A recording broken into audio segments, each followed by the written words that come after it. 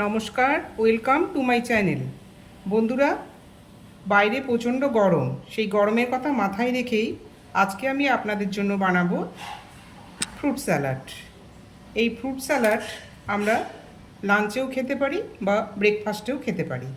তাহলে চলুন দেখে নেওয়া যাক কীভাবে বানানো হচ্ছে এই ফ্রুট স্যালাড। ফ্রুট স্যালাড বানানোর জন্য আমি এখানে 9 রকমের ফল নিয়েছি।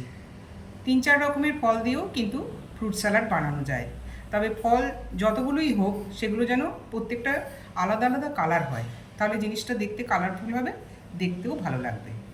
আর এখানে আমি নিয়েছি বেদানা 1 বাটি,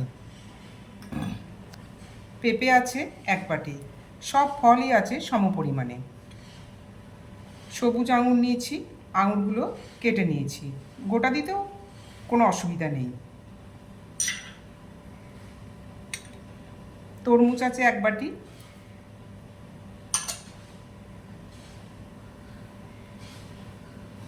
এখানে কালো আঙুর নিয়েছি 1 বাটি,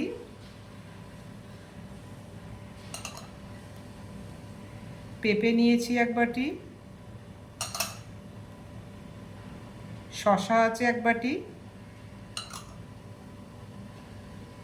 আর আছে আপেল।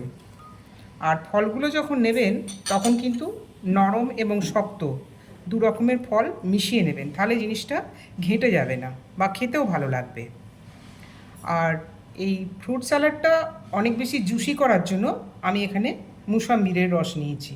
মুসাম্বিরের জায়গায় কমলা লেবুর রসও নেওয়া যেতে পারে। এটা একটা মুসাম্বিরের রস আছে। আর দিচ্ছি 1 টেবিল স্পুন পাতিলেবুর রস। এই ফ্রুট স্যালাডটা খেতে হবে টক ঝাল মিষ্টি সব রকমই স্বাদ পাওয়া যাবে। বিট নুন আছে 1/2 চা চামচ, ব্রাউন সুগার আছে 1 টেবিল চামচ।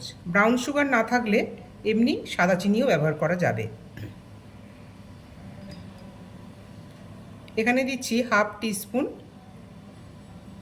চাট মশলা, আর আছে 1 টিস্পুন গোলমরিচের গুঁড়ো। এই সবগুলো আমি এখন মিক্স আপ করে আধ ঘন্টা রেস্টে রেখে দেব।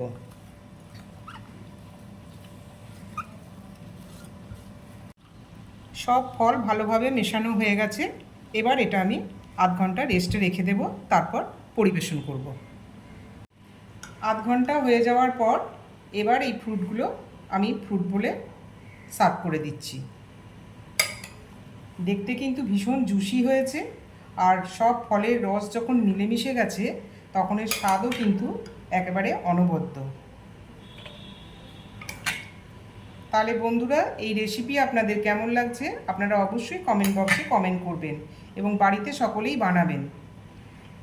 আর পাশাপাশি অনুরোধ রইল চ্যানেলটি লাইক, শেয়ার এবং সাবস্ক্রাইব করবার জন্য।